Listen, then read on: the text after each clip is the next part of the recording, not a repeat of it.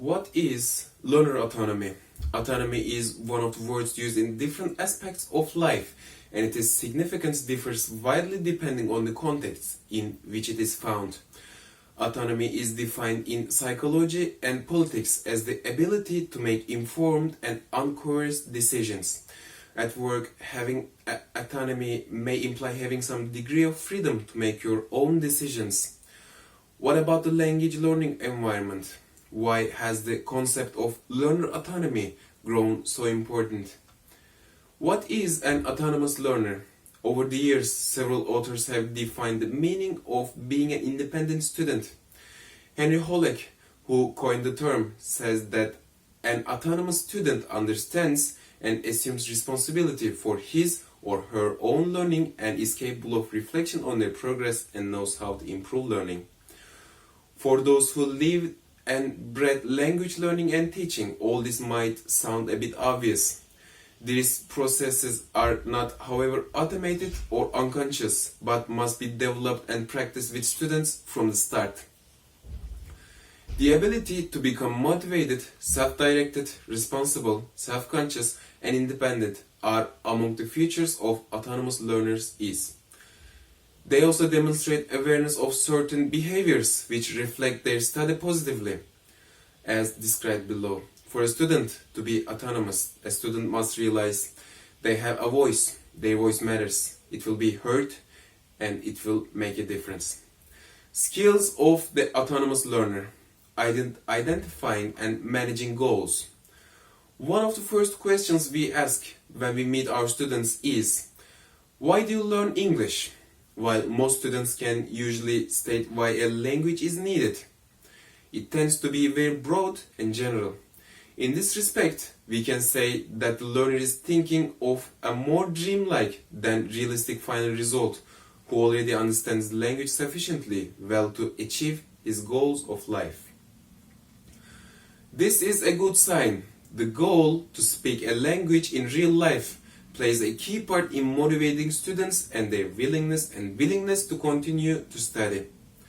However, in order to achieve this and avoid frustration, a self-employed student should be able to identify specific, measurable, achievable, realistic prompt objectives.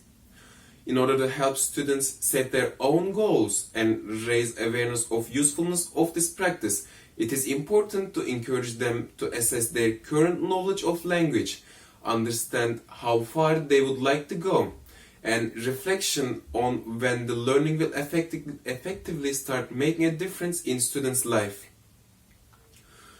Probably the ability to set targets prevents learners from achieving far-reaching aims, and by constant reflections, students can reassess and redefine their learning goals throughout their lifetime. Developing knowledge of learning strategies.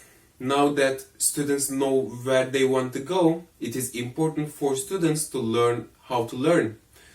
Knowledge and understanding of learning strategies could improve the performance of the students and have a direct impact on production and performance quality. It takes time to learn about marriage strategies. Some say as much as a language is the core of the education. Learning strategies can be divided in these three groups. Cognitive learning strategies. These are the strategies used by the student in dealing with a task, business, or material. For instance, the student may use strategies to view a YouTube video, invoke the meaning of a word from context, focus on linked words and understanding word limits, pay attention to keywords, listen to the overall idea, etc.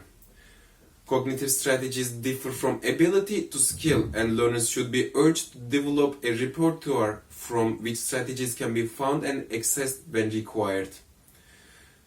Metacognitive learning strategies. The strategies of metacognition is used to ensure the achievement of cognitive strategies. Think of as thought you thought about how to think. Taking the YouTube video as an example, metacognitive strategies would include reflecting on how well the student did or did not understand the video. This gives the student the opportunity to reflect on cognitive strategies they did not work on and the way to improve their understanding, to listen in the future. Socio-affective learning strategies. They serve to help the student cope in the course of learning the new language with feelings such as stress, frustration, anxiety, and motivation. The importance of these strategies is based on conviction that a positive learning environment is essential, and an effective learning can manage his or her emotions about learning process. For most teachers, the challenge is to actively develop these strategies.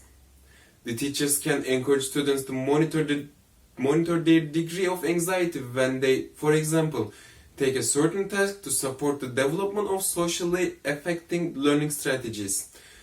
Another workable practice is to encourage collaboration and request students to reflect. Reflecting upon and evaluating their own learning. Self-assessment of self-employed learners should be able to determine their strengths and weaknesses. Teachers can help students evaluate themselves and their peers by offering them the opportunity to use a range of self-evaluation tools. The use of questionnaires for self-assessment, using lists to monitor students' learning objectives. There are several self-assessment tools available online. Ideally, you can encourage students to produce their own self-assessment tool to ensure it is appreciated for them, both in terms of content of what they're assessing, but also the approach used by the tool. Understanding the purpose of what they are doing. It is true in life and also in learning to do things without knowing why. They could be very frustrating. This is why it is essential to encourage autonomy in learners to share with their students the reasons for doing their business, the justification behind class activities, and to offer them a choice. Autonomous learners must participate in their own learning decisions. Teacher's role and practical ideas. Here are some practical practices a teacher can use to foster an atmosphere that encourages students to be autonomous in classroom. Give student a choice. Students need to have a choice in the school because it ignites their independence, curiosity, and creativity, and thus creates critical thinkers. Take decisions in selection of topics, group members, reading materials, deadlines, and many more things in classroom. Ask students for their opinion. Nothing's better than someone asking for your opinion to build confidence. Show students that their view in the classroom and for you is important. When should the time limit be for our next task? Help them with you to make that choice. Trust that they will make the right decision. Take off and let go the training wheels. When less supervision in place, you will be surprised to see what happens. In an environment where they do not have any pressure to do XYZ, they feel more relaxed and comfortable. Give students responsibilities. In case of students who feel very careful in assigning them an exclusive task, many of them exceed expectations both during progress and at the end. They take responsibility for the task and proud of the results. Provide them with feedback. Students are unable to build or have their trust, nor can they have autonomy in classroom without feedback.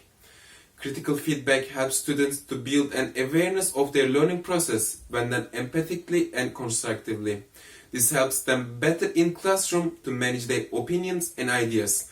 More importantly, by enabling them to reflect on their own ideas and thinking, it will build confidence. Foster a safe and friendly environment.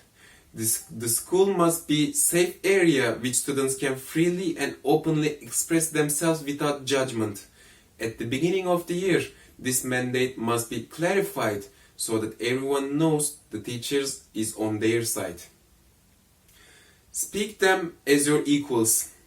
Student must show some kind of respect and kindness we require other students. They are very important people who can and will make a difference, who have a voice. They are generation to come. In order to manage and express them meaningfully, they need to be empowered and respected to their thinking and opinions.